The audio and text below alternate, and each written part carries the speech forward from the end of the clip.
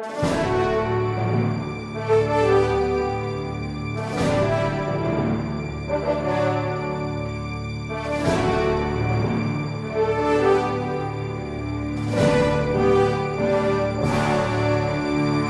resposta católica de hoje, nós queremos responder às dúvidas de vários dos nossos internautas a respeito da intercessão dos santos.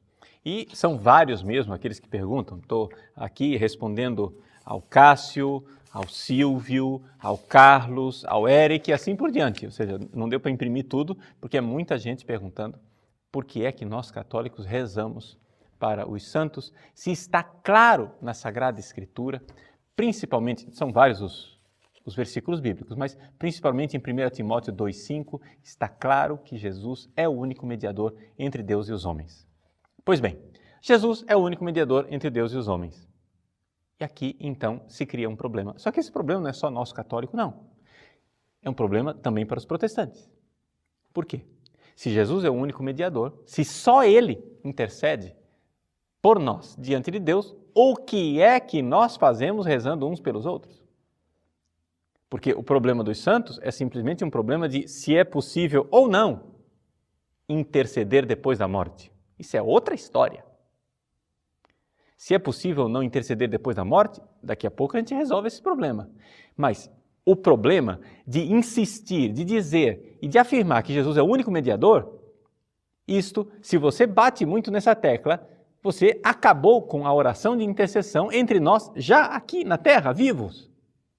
Porque Ele é o único mediador. O que você está fazendo rezando pelos outros? Você está desobedecendo a palavra, não é isso? Mas qual é a saída? Eu não faço ideia como é que os protestantes resolvem esse tipo de problema. O fato é o seguinte, é que nós, católicos, cremos que realmente, é verdade, só existe um mediador diante de Deus e dos homens, não tem dois. Não tem dois. Não é que Jesus é o mediador principal e os outros são coadjuvantes. Não, para com isso. Só existe um, único, um só. Acontece que esse único mediador, que é o Cristo, não é sozinho. Em que sentido? Cristo tem um corpo. Esse corpo é a igreja. Ou seja, nós cremos ou não cremos naquilo que está na Sagrada Escritura? Que Cristo é a cabeça e nós somos os membros do seu corpo. Ora, se nós somos os membros do corpo de Cristo, então nós somos membros deste único mediador. Nós somos membros deste único intercessor. Então é por isto que, por exemplo, São Pedro pode falar que nós cristãos temos um sacerdócio santo. É por isso que o Apocalipse pode dizer que nós somos um reino de sacerdotes. Você vai dizer, mas não é possível? O único sacerdote é Jesus? Diz a carta aos Hebreus. É verdade, o único sacerdote é Jesus. Mas este único sacerdote não é sozinho. Ele é a cabeça de um corpo. Só existe um mediador entre Deus e os homens, e é o Cristo. Mas, por favor, o Cristo total. Não somente um pedaço do Cristo. O Cristo todo, cabeça e membros. Porque nós somos membros do corpo de Cristo. Então é isto que permite a mim interceder. E os evangélicos protestantes, eles intercedem uns pelos outros. Eles impõem as mãos uns pelos outros. Não é? Eles fazem isso na praxe deles do dia a dia e não somente isso. Mesmo que eles mudassem a praxe deles, seria impossível você ler a Sagrada Escritura de outra forma. Por quê? O que é que explica que a sombra de São Pedro curava as pessoas?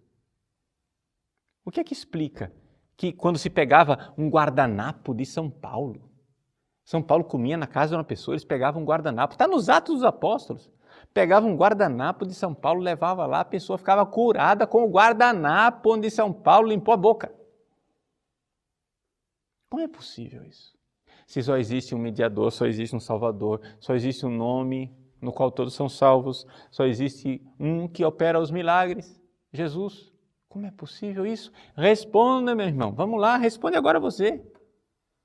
Vamos lá, sua teologia. Só que acontece o seguinte.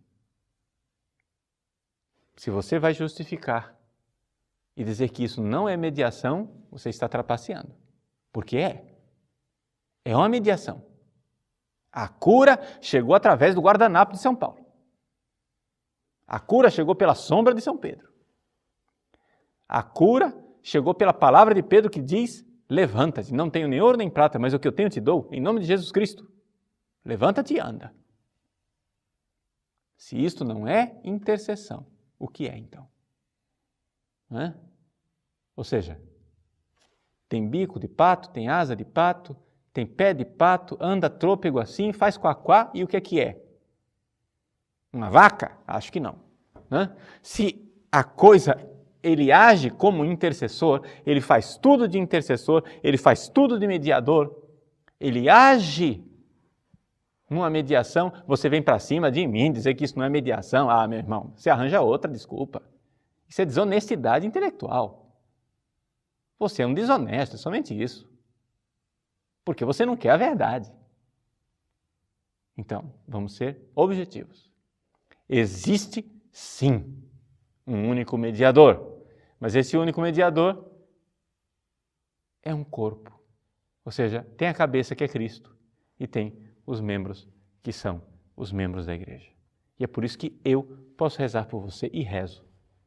Por exemplo, eu rezo por todos os protestantes todos os dias, para que se tornem bons católicos e entrem no céu. Todos os dias eu faço isso. Né?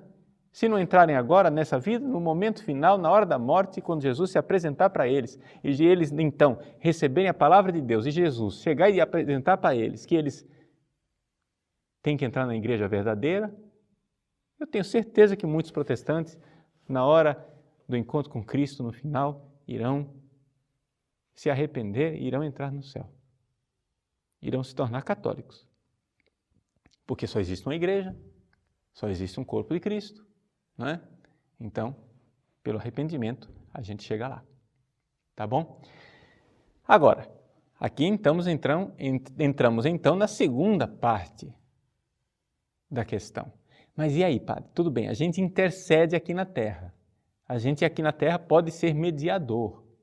Por quê? Porque Cristo é o único mediador, mas nós somos membros dele. Mas isso continua depois de morto? Ah, bom. Aí, as Escrituras são muito claras.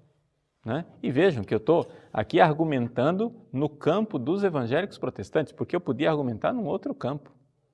Porque, para mim, católico, eu não preciso provar tudo com a Bíblia, não, hein?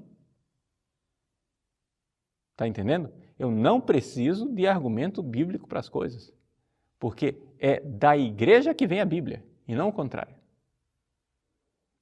Foi a igreja quem nos deu a Bíblia. E essa igreja que nos deu a Bíblia, a palavra de Deus, ela tem uma praxe, né? Ela tem uma prática de intercessão que vem desde o tempo das catacumbas. Se você vai lá nas catacumbas de São Sebastião, em Roma, você encontra grafites antiquíssimos do 1º, 2º século, onde o fulano lá foi com um preguinho lá e raspou na telha da catacumba, dizendo: Pedro e Paulo, ora por fulano, intercede por Beltrano, pedindo intercessão.